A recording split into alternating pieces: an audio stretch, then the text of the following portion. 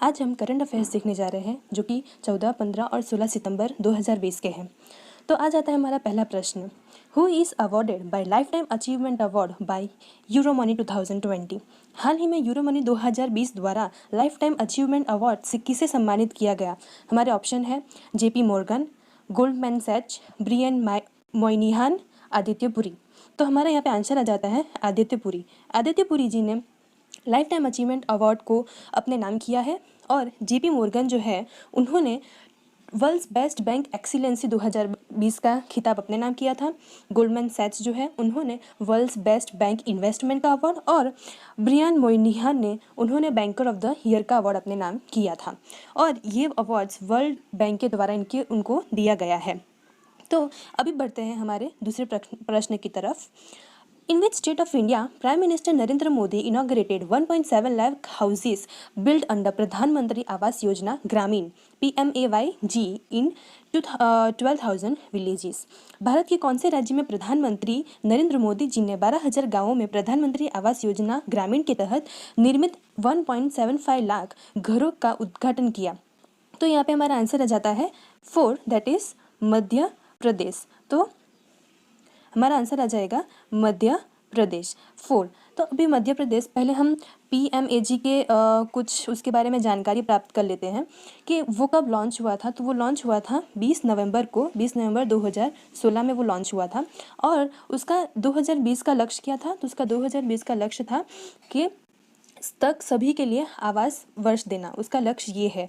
और 2.95 करोड़ घर बनाने की परिकल्पना 4 किस्तों में दी जाएगी और वो 4 किस्तें कैसे दी जाएगी, लाभार्थी के बैंक खाते में प्रत्येक लाभार्थी को 1.20 लाख रुपए का अनुदान केंद्र और राज्य के बीच 40 और 60 और 40 का शेयर रेशियो दिया जाएगा। मतलब क्या है, जो हमारी सेंट्रल यूनियन टेरिटरीज़ है और जो हमारी स्टेट्स है उनको उनका रेशियो कितना है 60:40। यो 60:40 के रेशियो में उनको PMAG के तहत पैसा दिया जाएगा। तो अब हम, और इसका आंसर आ जाता है हमारा 4, मध्य प्रदेश में ग्रामीण का प्रधानमंत्री आवास योजना के द्वारा 1.7 लाख हाउसेस को बनाने के लिए प्रधानमंत्री जी ने वादा किया है। अभी बढ़ते हैं हमारे दूसरे प्रश्न की तरफ। Earlier, in which of the following state or union territory declared its first heritage tourism policy? हाल ही में निम्नलिखित में से कौन से राज्य या केंद्र शासित प्रदेश ने अपनी पहली विरासत पर्यटन निधि घोषित किया? तो यहाँ पे आंसर आ जाता है हमारा 3, दैट इज गुजरात। तो गुजरात राज्य जो है उसने पहला विरासत पर्यटन नीति घोषित की है। तो बढ़ते हैं दूसरे प्रश्न की तरफ। Which state top the list of states that is startup ranking framework 2019? राज्यों की स्टार्टअप रैंकिंग फ्रेमवर्क 2019 की सूची में किस राज्य ने शीर्ष स्थान प्राप्त किया है?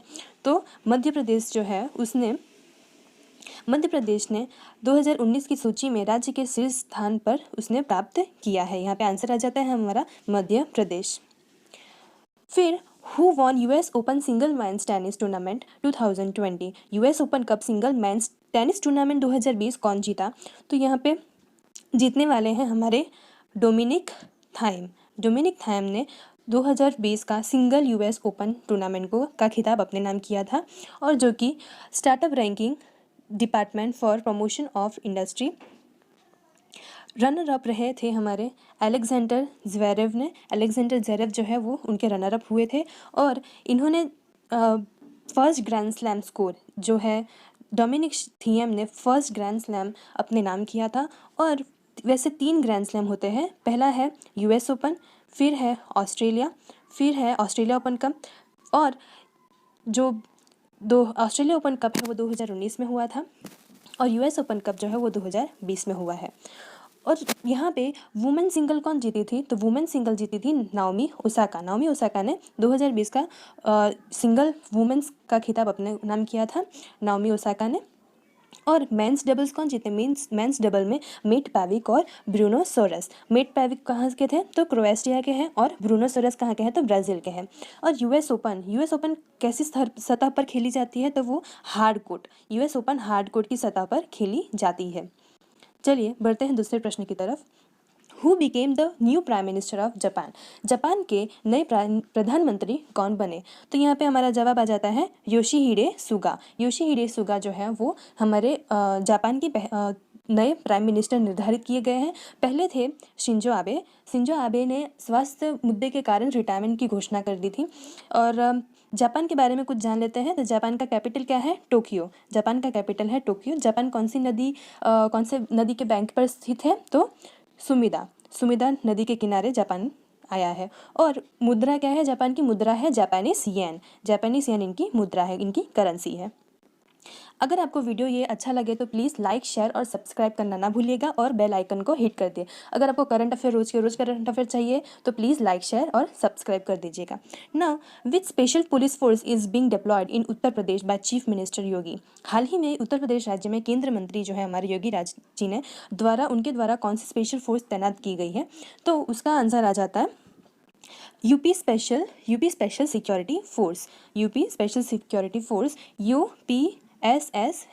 यूपीएसएसएफ को यूपी में लाया गया है। और ये क्या है? ये कैसी फोर्स है? ये ऐसी फोर्स है जो बिना कोई वारंट के किसी को शक के दायरे में होने पर गिरफ्तार कर सकती है। इसका उद्देश्य क्या है? उद्देश्य है कानून और व्यवस्था की स्थिति से निपटने के लिए विशेष रूप से उच्च यातायात क्षेत्रों की अदालत और हवाई अड्डों में। इसका यही उद्देश्य है। और इसकी क्या अधिकार है? यूपीएसएसएफ के क्या अधिकार है? इसके अधिकार सेंट्रल इंडस्ट्रियल सिक्योरिटी फोर्स के जो अधिकार है वैसे ही अधिकार यूपीएसएसएफ के है। और इसमें कितने जवान की नियुक्ति की है अभी? तो 9,919 जवानों की नियुक्ति की गई है। और इनका वार्षिक खर्च कितना है? वार्षिक खर्च है 1747 करोड़ रुपए। इतना उनका वार्षिक खर्च है। बढ़ते हैं दूसरे प्रश्न की तरफ। By whom the Seva Shapath campaign is being launched in the memory of 70th birth anniversary of our prime minister Narendra Modi. प्रधानमंत्री श्री नरेंद्र मोदी के 70वें वर्षगांठ पर किसके द्वारा सेवा सप्ताह अभियान लॉन्च किया गया? तो यहाँ पे आंसर आ जाता है हमारे जेपी नड्डा जी ने सेवा सप्ताह कैंपेन का आयोजन किया। और सेवा सप्ताह कितने दिन तक है? तो 14 सितंबर से 20 सितंबर 2020 तक का सेवा सप्ताह उन्होंने लॉन्च किया है। और ये सेवा सप्ताह कहाँ लॉन्च किया है? तो छपरावली गांव में गौतम बुद्ध नगर के यूपी में उन्होंने शुरू किया है। और किस लिए शुरू किया? तो प्रधानमंत्री के 70वें जन्मदिन पर उनके चिन्ह करने के लिए ये सेवा सप्ताह शुरू किया गया है। और जेपी नड्डा जी कौन है? बीजेपी के प्रेसिडेंट है। चलिए, इसका आंसर आ जाता है जेपी नड्डा। आगे बढ़ते हैं। Which movement was organized by the Border Security Force in Jammu and Kashmir under fit India movement? Fit India movement border security force द्वारा जम्मू एंड कश्मीर में फिट इंडिया मूवमेंट के आधार पर कौन सा अभियान चलाया गया? तो यहाँ पे उसके पहले देख लेते हैं कि इस अभियान में कितने जवान का सम्मेलन हुआ था। तो इस अभियान में तकरीबन 500 जवान थे। उसमें सीनियर डिवीजन के, जूनियर के और जवान जो होते हैं वो सब ने अपना भाग लिया था। तो इसका आंसर आ जाता है fit India freedom run. Fit India freedom run का शुरू किया था फिट इंडिया मूवमेंट के अंडर बीएसएफ के जवानों ने जम्मू और कश्मीर में।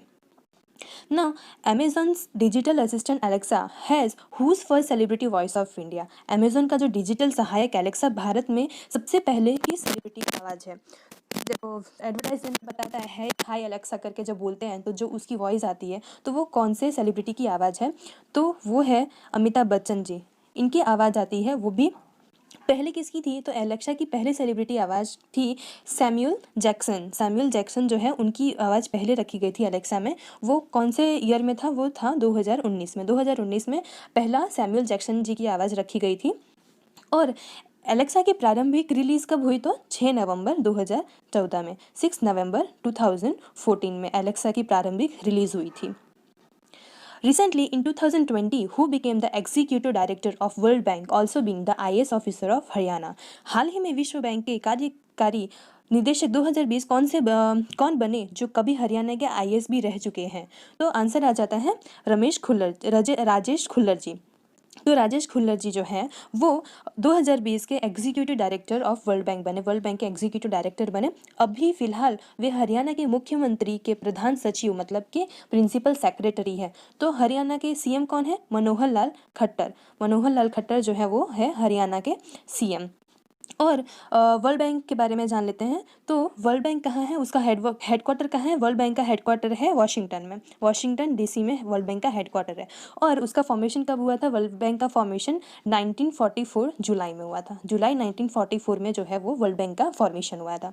चलिए बढ़ते हैं दूसरे प्रश्न की तरफ। Who is being elected as deputy chairman of the Rajya Sabha?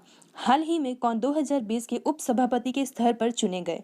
तो उपसभापति के स्तर पर फिर से जो इस बार चुने गए वो फिर से चुने गए हैं और उनका नाम है हरिवंश नारायण सिंह। हरिवंश नारायण सिंह जो है वो री इलेक्टेड हुए हैं। पहले कब इलेक्ट हुए थे, पहले कब चुने गए थे? तो 8 अगस्त को, 8 अगस्त 2018 को वो पहले चुने गए थे।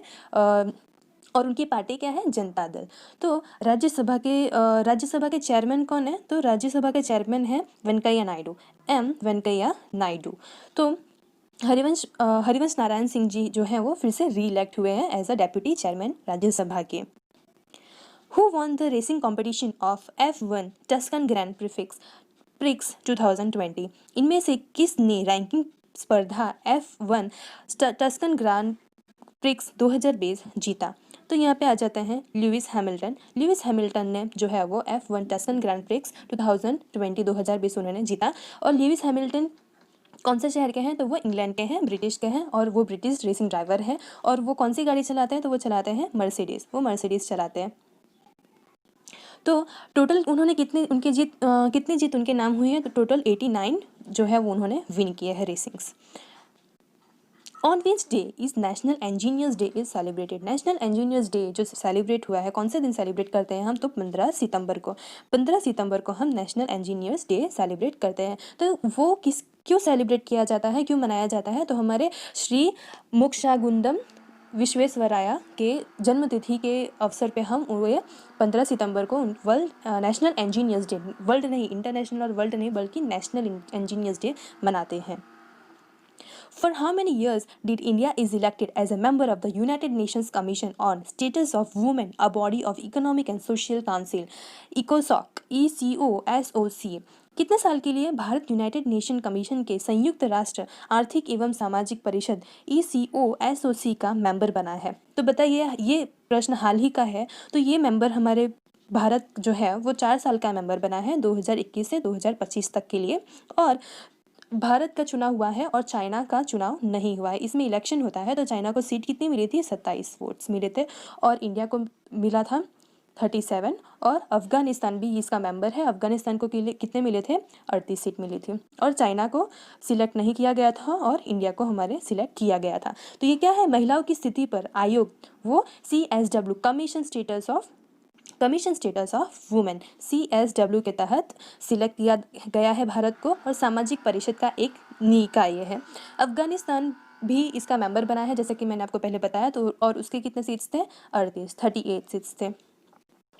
विच day is celebrated on 15th September since 2007? अब यहाँ पे देखिए, हमने आगे देखा कि 15 सितंबर को नेशनल इंजीनियर्स डे भी मनाया जाता है, लेकिन ये यहाँ पे पूछा गया है कि 2007 तक, सन 2007 से ही हम 15 सितंबर को कौन से दिन के रूप में मनाते हैं?